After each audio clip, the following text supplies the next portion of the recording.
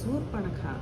ఆ సమయంలో నాగితీగల వంటి జుట్టు, భయంకరమైన నేత్రాలు, వికార వదనం, మహోదరం, భైరవ స్ఫలంకాల శూర్పణఖ అటు వచ్చింది. వస్తూ చూసింది రాముని. దివ్య తేజోవిరాజితమైన వదనం, పద్మదళ విశాల నయనాలు, ఇందీవర శ్యామ దేహం, మన్మథావతారంగా ఉన్న రాముని చూస్తూనే శూర్పణఖ, ఎవరయ్యా నువ్వు? జటాజూటంతో తపస్విలా ఉండి ఈ ధనుర్బాణాలేమిటి? రాక్షస విహార భూమికి ఎందుకు వచ్చావు అని ప్రశ్నించింది. అయోధ్యాధీశుడైన దశరథుని పుత్రుడను, నన్ను రాముడు అంటారు. వీడు మా తమ్ముడు లక్ష్మణుడు, ఈమె నా భార్య జానకి. పితృవాక్పాలన కోసం అడవికి వస్తుంటే వీరిద్దరూ నా మీద అభిమానంతో తోడు వచ్చారు. ఇంతకీ నువ్వెవరు? ఓ మనోజ్ఞాంగి, చూస్తే రాక్షస వనితలా ఉన్నావు. ఇక్కడ ఎందుకు వచ్చావు అని అడిగాడు. రామా, ఉన్నమాట చెబుతున్నాను. నా పేరు శూర్పణఖ.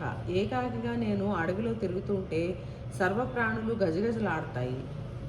వినే ఉంటావు నువ్వు. రావణుడని రాక్షస చక్రవర్తి, చిరనిద్రాశీలి కుంభకర్ణుడు, ధర్మపరుడు విభీషణుడు, ఈ ముగ్గురు వేశ్రవసుని పుత్రులు, నా సోదరుడు. మహాపరాక్రమవంతులైన ఖరదూషణులు కూడా నా సోదరులే. అయినా నేను స్వేచ్ఛగా తిరగగలను. కామరూప శక్తి ఉంది నాకు. నిన్ను చూసిన క్షణం నుంచి నా మనసులో లేదు. ఈ జానకిని విడిచి నన్ను భార్యగా గ్రహించు. ఇది నీకు జోడు కాదు. వీరిద్దరినీ నేను ఆరగిస్తాను. మనిద్దరం ఈ దండకారణ్యంలో స్వేచ్ఛగా విహరిద్దాం అంది. రాముడు నవ్వి, బాగుంది. నీ వంటి దానికి సవతిపోరు ఉండదు. నా వెంట నా భార్య ఉంది గనుక. అదిగో నా తమ్ముడు ఉన్నాడు. వాడు కూడా ప్రియదర్శనుడు. వాడు అకృతదారుడు, మంచి వయసులో ఉన్నవాడు. నువ్వు వాడిని స్వీకరిస్తే ఏ బాధ ఉండదు అన్నాడు. తక్షణం శూర్పణఖ లక్ష్మణుని చేరి తన వాంఛ వ్యక్తం చేసింది. అమ్మాయి, నేను జన్మతః సేవకుడిని. ఈ దాసుడితో ఉంటే నువ్వు దాసివే కావాలి. సర్వస్వతంత్రురాలివైన నువ్వు నన్ను కట్టుకుని ఏం సుఖపడతావు? నువ్వు సర్వవిధాల ఆయనకే తగిన దానివి. ఆ వికృత కళాకారూపిణి ఆయన భార్య. నీ వంటి సౌందర్యవతి మోహనాంగిని కాదని సామాన్య మానవ స్త్రీతో ఉండే అవివేకి ఎవడు అన్నాడు లక్ష్మణుడు. ఆ మాటలలో పరిహాసం తెలియని రాక్షసి, రామ, ఈ వికృత రూపిణి అయిన వృద్ధ జానకి నాకు సవతిపోరు తెస్తుందని కాదా నీ భయం? ఇదిగో ఈ క్షణంలో దాన్ని ఆరగిస్తున్నాను అని లేడి మీద పడనున్న పెద్ద పులిలా దూకే శూర్పణఖని చూసి రాముడు, తమ్ముడు, ఈ రాక్షసులతో పరిహాసాలేమిటి? దానిని విరూపం చెయ్యి అన్నాడు. లక్ష్మణుడు చురకత్తితో దాని ముక్కు చెవులు ఉత్తరించాడు. ఆ బాధతో తీవ్ర రోదనం చేస్తూ వెడుతుంటే అడవి అంతా దద్దరిల్లింది. అలా వెళ్ళి జనస్థానంలో ఉన్న తన సోదరుడైన కరుని ముందు పడింది. పిడుగుపడ్డట్టు చూశాడు కరుడు. కన్నులెర్రబడ్డాయి. కోరమీసం మెలితిరిగింది. జబ్బం మీద కండరాలు పొంగాయి. ముక్కుపుటాలు ఉబ్బి శ్వాస పెరిగింది.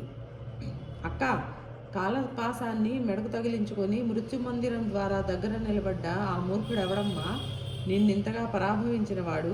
కాలకూట విషం కక్కే నల్లత్రాచు నివసించే పుట్టలో చెయ్యి పెట్టిన అవివేకి ఎవడు? లోక విద్రావణుడైన రావణుని చెల్లిని, జగద్భయంకరులైన ఖరదూషణుల సహోదరిని అవమానించడం అంటే వాడి చేత్తో వాడు విషపాత్ర అందుకోవడమే అని ఎరుగని బుద్ధిహీనుడెవడు? బలం, దానికి తగ్గ సాహసం ఉన్న నిన్ను ఈ స్థితికి ఎలా తెచ్చారమ్మా? దేవగంధర్వ గణాలు నిన్ను కన్నెత్తి చూడవు. ఇక మహర్షి సంఘాలు నీ కనుచూపే ప్రాణాంతకం. నిన్నింతకు తెచ్చినవాడు వాడు సహస్రాక్షుడైన దేవేంద్రుడైన ఈ నిశిత ఖడ్గధారులను తప్పించుకోలేడు. వాడి రక్తం త్రాగి భూదేవిని తృప్తి పడుతుంది. కాకులకు గ్రద్దలకు మంచి విందు దొరుకుతుంది. నువ్వు శోకం ఆపి విషయం చెప్పు అన్నాడు ఖరుడు. ఆమె దుఃఖం ఆపుకుంటూనే, ఇక్కడకు చాలా దగ్గరలో పంచవటి ఉంది. ఎదురుగా ఎరుగుదువా నువ్వు? అక్కడున్నారు ఇద్దరు అన్నదమ్ములు. ఇద్దరు మంచి వయసులో ఉన్నారు. ఎంతో అందంగా, మరీ సుకుమారంగా కనిపిస్తారు. మహాబలిష్ఠులు వాళ్ళు. కన్నులు పుండరీకాలు విచ్చుకున్నట్లున్నాయి. నారబట్టలు కట్టుకున్నారు. దశరథుడి కొడుకులట. తపోదీక్షలో బ్రహ్మచర్య నియమంతో ఫలమూలాలు తింటూ బ్రతుకుతున్నారు. వారితో పాటే మంచి వయసు కత్తె కూడా ఉంది. అది చేయించింది నాకు ఈ పరాభవం. మీరిందరూ ఉండి నేను దిక్కులేని దానిలా ఈ అవమానం పాలయ్యాను. దేవగంధర్వగణాలు కూడా ఆ యువకులకు ఎదిరించి నిలబడలేరు అనిపిస్తోంది. నీతి లేకుండా పాపచారులై తిరిగే ఆ ముగ్గురి రక్తం త్రాగితే కానీ నా గుండె మంట చల్లారదు. ఈ రోజు వరకు నన్నేమీ కోరలేదు. నేనెప్పుడూ నిన్నేమీ కోరలేదు. ఈ ఒక్క కోరిక తీర్చు అంది. శూర్పణఖ మాటలు వింటూనే కరుడు తన పక్కనే నిలబడి ఉన్న మహావీరులైన 14 అనుచరులను చూసి, మీరు తక్షణం వెళ్ళి పంచవటిలో మునిరూపాలతో ఉన్న ఆ యువకులను తెగనరికి ఆ రక్తం తెచ్చి మా అక్కకు ఇవ్వండి. క్షణాలలో రక్తపాత్ర రావాలి అని ఆజ్ఞాపించాడు. కరుని నోట మాట వెలువడిన క్షణంలో వారు యమకింకరుల వలె ముందడుగు వేశారు. వారికి దారి చూపుతూ శూర్పణఖ నడుస్తున్నది. ప్రచండవాయు సహాయంతో సాగే కారుమేఘాల వలె వెడుతున్నారు వారు. పర్ణశాల సమీపిస్తూనే శూర్పణఖ సీతారామ లక్ష్మణులను చూపించింది. రాముడు వారిని చూసి, తమ్ముడు ఒక్క క్షణం ఇక్కడే ఉండు, నేను వీరి వ్యవహారం చూసి వస్తాను అంటూ ధనుస్సు చేబూని వారికి ఎదురు వచ్చి, మేము దాశరథులం. ఈ దండకారణ్యంలో ప్రశాంతంగా తపస్సు చేసుకునే మహర్షి సంఘాలను హింసించే రాక్షసులను సంహరించే దీక్షతో ఉన్నాం. మీరు మరికొంతకాలం ఊపిరి పీల్చుకోవాలి అని ఉంటే మీ నివాసానికి పొండి, లేదా యుద్ధ సన్నద్ధులు కావచ్చు అన్నాడు.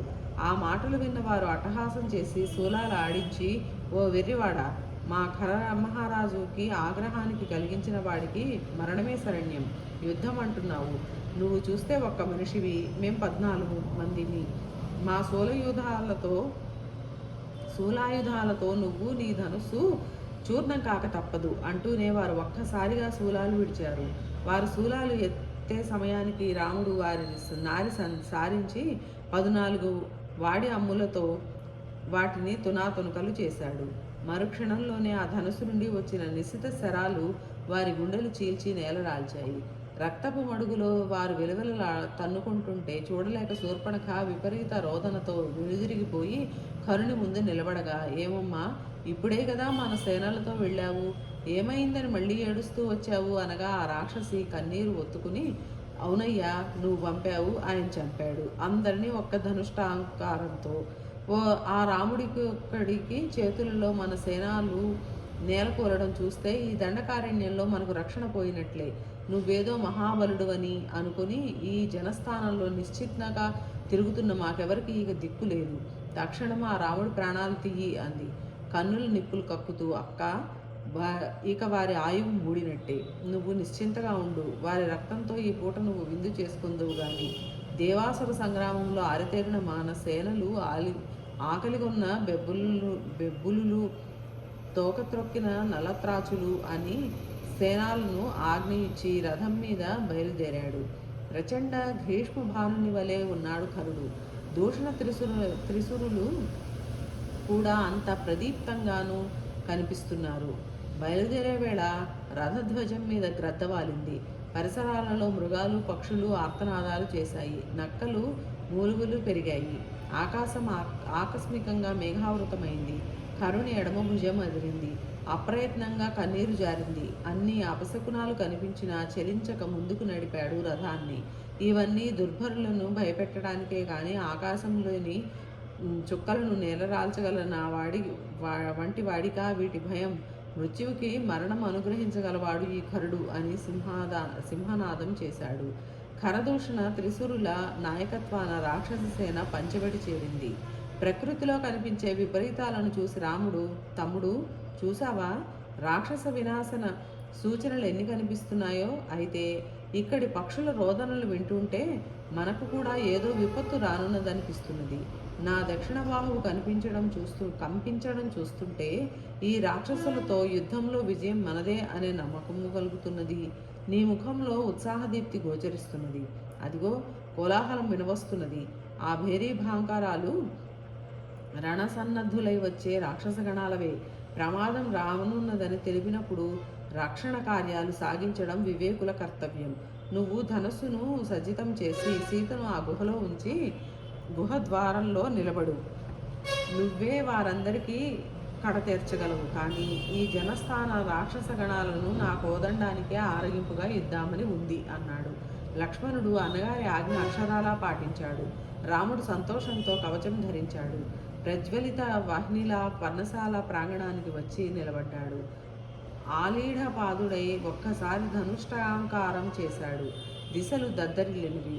పరమ సుకుమార సుందర సౌజన్యమూర్తి అయిన రాముడు అరిభయంకర భీష్ణాకృతిలో ఉన్నాడు. ఆ రూపం సర్వభూత కోటికి భయానకంగా ఉంది. రణభేరీ ధ్వానం సమీపానికి వచ్చింది. పొంగుతున్న సముద్ర తరంగాల వలె రాక్షస సేనలు వస్తున్నాయి.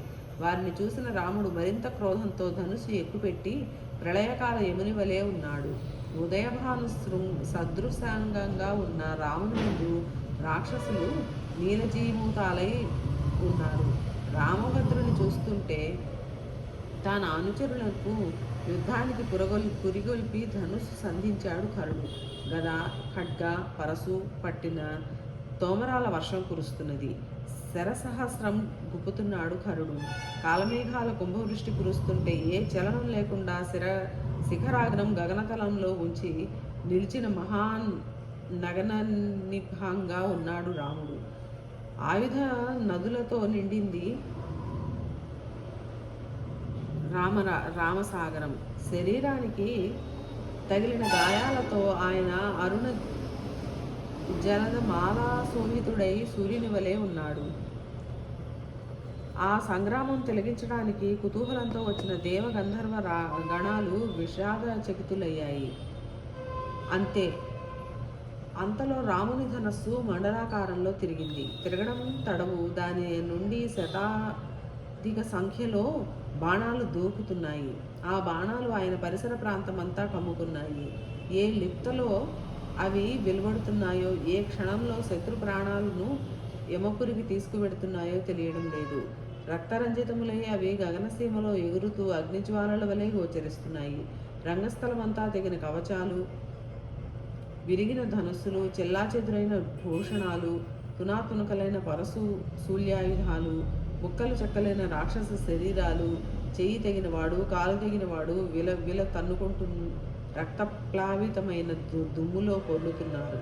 వేసవికి ఎండిన అడవిలో దావానలం విజృంభించి పెటపెట ధ్వనులతో అడవినంతను బూడిద చేస్తున్నట్లు రామకోదండ విముక్త బాణాగ్ని రాక్షసారణ్యాన్ని దహిస్తూ ఉన్నది. హతశేషులు కరుని వెనుక తలదాల్చుకున్నారు. సర్వసేనాని దూషణుడైన తామ్రాక్షుడై ముందుకు రాగా మిగిలిన రాక్షసగణం మళ్లీ విజృంభించింది. రాముడు గంధర్వాస్త్రం ప్రయోగించాడు.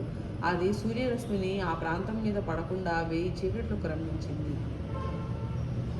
ఉత్తర క్షణంలో రాముడు ఎదుటనున్న రాక్షసులందరూ రక్త ప్రవాహంలో తేలుతున్నారు. దూషణుని మూలబలం హుంకరించింది. రాముడు క్షురప్రయోగతో ఆ సేనాని ధనుస్సు ఖండించి వాడి బాణాలతో వాని అశ్వాలను సారథిని నేలకూల్చాడు. దూషణుడు దేవాసుర సంగ్రామంలో ప్రయోగించే పరిఘాయుధంతో నిలిచాడు. రాముడు విడిచిన 2 బాణాలు ఏకకాలంలో వాని 2 భుజాలకు విశ్రాంతినిచ్చాయి. వాడు నేలకూలాడు. పంచభూతాలు ఆనందించాయి. మహాకపాల, స్థూలాక్ష, ప్రమాది నామక రాక్షస యోధులు ఎదురుగా మృత్యుముఖంలోకి స్వయంగానే వెళ్లి అతిథులను చూసినట్లు రాముడు సంతోషించి మహాకపాలుని శిరస్సు మృత్యుదేవతకు ఆరగింపు చేసి స్థూలాక్షుని 2 కన్నులు నివేదన చేసి ప్రమాది శరీరాన్ని భూదేవికి అర్పించాడు. మహాయోధుల మరణంతో మరింత క్రోధం వచ్చి కరుడు తన ప్రధాన రక్షణ దళాన్ని ముందుకు నడిపాడు. శ్యామగామి, పృథుగ్రీవుడు, విహంగుడు, దుర్జయుడు, కరవీరాక్షుడు, పరశుడు, కాలకార్ముకుడు, హేమమాలి, మహామాలి, సర్పార్జునుడు, రుధిరాసనుడు, యజ్ఞశత్రువు ఈ 12 యోధులు రాముని ఎదుటకు వస్తూనే ముగ్గిన తాటిపళ్ళులా నేలకూలారు. కరుడు కాలసర్పం వలె బుసకొడుతూ త్రిశరుని రాముని ముందుకు వచ్చాడు. కరుడే యుద్ధానికి తలవబోగా త్రిశురుడు, ప్రభు, అనుచరులుండగా ప్రభువులు శ్రమపడనవసరం లేదు. నాకు ఆజ్ఞ ఇవ్వండి. తమ అనుచరుని చేతిలో రాముడు నేలకూలకపోతే ఈ ముఖం మీరు చూడరు అంటూ రథాన్ని నడిపించాడు. కుపిత సింహంతో మత్తగజం పోరాడుతున్నట్లు రామునితో త్రిశురుడు పోరు నడిపాడు. వాడు విడిచిన 3 వాడి బాణాలకు రాముని నుదుట బొప్పి కట్టింది. ఉగ్రుడైన రాముడు వారి రొమ్మును విడిచిన నిశిత శరం అక్కడ శిఖరం ఏర్పరిచింది. మరుక్షణంలో త్రిశూరుని మొండెం నుండి 3 రక్తధారలు మహావృక్షంలా వారి శరీరం భూమి మీద వ్రాలింది. జనస్థాన చక్రవర్తి కరుడికి ఆశ్చర్యంతో ఆవేదన కలిగింది. మనస్సు వికలమైంది. అయినా ధైర్యం విడువక రథాన్ని రామాభిముఖం చేశాడు. రక్తపాన కుతుకం కల బాణాలు వదులుతున్నాడు. రాముడు లీలగా వాటిని ఖండిస్తున్నాడు. అంతవరకు రాక్షస సేనా మేఘావృతమైన ప్రాంతం అంతా గగనతలంలా స్వచ్ఛంగా ఉంది. అంతలో బాణమేఘావృతమైంది. రాముడు కొంత అలసినట్లు కనిపిస్తున్నాడు. అప్పుడే రంగభూమికి దిగిన కరుడు మహోత్సాహంతో ఉన్నాడు. అగ్నిగుండంలో దూకే శలభంలో వచ్చే కరుడు రాముని ధనుస్సు ముక్కలు చేశాడు. రాముని దేశాలకు గురిపెట్టి బాణాలు విడిచి సింహనాదనం చేశాడు. రాముని కవచం విచ్ఛేదమైంది. శరీరం అంతా రక్తంతో తడిసి పొగలేని అగ్ని జ్వాలలా ఉంది. అగస్త్య మహర్షి అనుగ్రహించిన వైష్ణవ వదనును అందుకొని రాముడు సారిస్తూనే ముందుగా రథధ్వజం కూల్చాడు. రథకేతనం భూపతనం కావడం కరుని క్రోధాగ్నికి ఇంధనమైంది. అంతలో విముక్త శరాలు కరుని బాహు ద్వయాన్ని ఖండించి వక్షస్థలాన్ని ఛేదించి అశ్వాలను సారథిని ఆరగించి మరొక్క బాణం వాని దేహంలోకి నాటు చిరునవ్వుతో నిలబడగా వాడు దండధారి ఎదురు వస్తుంటే చతురంగ బలాలతో నువ్వు సర్వలోకాలు అసహించుకునే దుష్టకర్మలు చేసి సర్వప్రాణి కోటికి బాధాకరుడివయ్యావు. ప్రాణహింస చేసేవాడు ముల్లోకాలను జయించినా అది తాత్కాలికమే. ఆ జీవితం ఎంతో కాలం సాగదు. ఎంతటి దయార్థ హృదయుడైనా నీ వంటి దుష్టుణ్ణి ఉపేక్షించి విడిచిపెట్టాడు. లోభ కామ వశీభూతులు వడగళ్ళు తినే సర్పాల వలె చావక తప్పదు. ఈ దండకాటవిలో ప్రశాంత జీవనం సాగించే మహర్షి గణాలను హింసించిన పాపఫలం ఊరికే పోదు, అది కట్టి కొడుకుతుంది. ఇతపూర్వం నువ్వు దారుణంగా వధించిన మహామహామహులున్న ప్రాంతానికే నేను పంపుతున్నాను. నువ్వు చేసిన దుష్కార్యాలకు దండన విధించమని మా ప్రభువు నన్ను పంపించాడు. సర్వభూత కోటి నీ మృత్యువు కోసం నిరీక్షిస్తున్నది. ఎలా రక్షించుకుంటావో చూసుకో అన్నాడు. కరుడు, దాశరథి, సామాన్య యోధులను నేలకూల్చి ఎంత గొప్పవాడినంటున్నావు? పరాక్రమశాలి అయిన ఉత్తమ వీరునికి స్వీయ ప్రశంస మంచి పని కాదు. మృత్యువు ఆసన్నమై నిన్ను ఆ వైద్యానికి దింపింది. కుశాగ్ని తప్తమైన స్వచ్ఛ స్వర్ణంలా గదాదండంతో కులగిరిలా ఉన్న నన్ను సరిగా చూసినట్లు లేవు నువ్వు. అప్పుడే సూర్యుడు అస్త్రాద్రికి చేరుతున్నాడు. నీకు చెప్పవలసింది చాలాసేపు ఉంది, కానీ మాటలు దేనికి? మా రాక్షస వీరులందరికీ నీ రక్తంతో తర్పణాలు విడవాలి. ఇప్పటికే ఆలస్యమైంది అంటూనే గదాదండం విసరడము, అది రామబాణంతో చిన్నాభిన్నం కావడము ఏ కాలంలో జరిగిపోయాయి. రాముడు మృదుహాసంతో, రాక్షసాధమ, నీ పరాక్రమం ఎంతటిదో చూసుకున్నావా? నీ సేనానుల అనుచరుల కన్నీరు తుడుస్తాననే ఏదో చేసి ధూనరిత దేహంతో బారులు తీసిన చేతులతో దుర్లభమైన ధరణి ప్రమదారత్నాన్ని ఆలింగనం చేసుకో. నీ వంటి దుష్టుని భర్తగా భరించడానికి స్త్రీజనం అంతగా అవకాశం అనాథల వలె తల బాదుకు ఏడుస్తారు అంటుంటే కరుడు రోషారుణ నయనుడై, ఓ రాచబిడ్డ, గాంధర్వకాంతతో నీకు మన్ను మిన్ను కనిపించడం లేదు. కాలపాసబద్ధుడైన వాడికి వాచ్యావాచ్యాలు కార్యాకార్యాలు తెలియవు అంటూ అటు ఇటు చూసి సమీపంలో ఉన్న సాలవృక్షం పెరికి రామునిపై విసిరాడు. రామబాణం దాన్ని మధ్యలోనే తునకలు చేసింది. రాముడు రక్తలోచనుడై విడిచిన బాణాలతో ఆ శరీరం తూట్లు పడి ప్రసరణ గిరిలా ఉంది. తన దేహం నుండి ప్రవహించే రక్తపు వాసనతో మత్తెక్కి లంఘించాడు కరుడు రాముని మీదకి.